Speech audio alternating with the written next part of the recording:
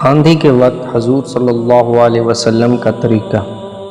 حضرت عائشہ رضی اللہ تعالی عنہا فرماتی ہیں کہ جب ابر آندھی وغیرہ ہوتی تھی تو حضور اقدس صلی اللہ علیہ وسلم کے چہرہ انور پر اس کا اثر ظاہر ہوتا تھا اور چہرے کا رنگ فق ہو جاتا تھا، اور خوف کی وجہ سے کبھی اندر تشریف لے جاتے، کبھی باہر تشریف لاتے اور یہ دعا پڑھتے رہتے جس کا ترجمہ ہے: یا اللہ، اس ہوا کی بھلائی چاہتا ہوں، اور اس ہوا میں بارش وغیرہ اس کی بھلائی چاہتا ہوں، اور جس غرض کے لیے یہ بھیجی گئی ہے اس کی بھلائی چاہتا ہوں۔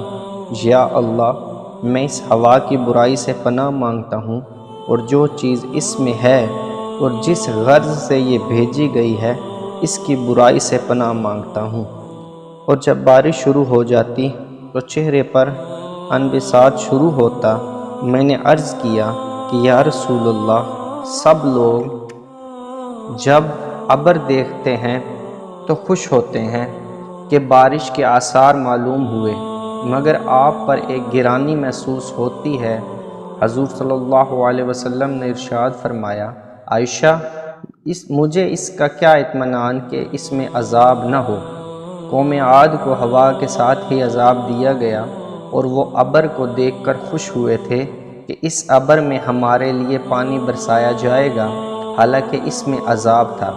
اللہ جل شانہ کا ارشاد ہے، جس کا ترجمہ ہے: ان لوگوں نے یعنی قوم عاد نے جب اس بادل کو اپنے وادیوں کے مقابل آتے دیکھا تو کہنے لگے، یہ بادل تو ہم پر بارش برسانے والا ہے۔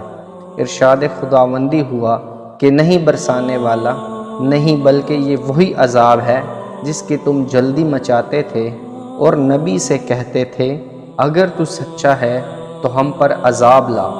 ایک آندھی ہے جس میں دردناک عذاب ہے جو ہر چیز کو اپنے رب کے حکم سے ہلاک کر دے گی۔ چنانچہ وہ لوگ اس آندھی کی وجہ سے ایسے تباہ ہو گئے کہ ان کے مکانات کچھ دکھائی نہ دیتا تھا، اور ہم مجرموں کو اس ہی طرح سزا دیا کرتے ہیں۔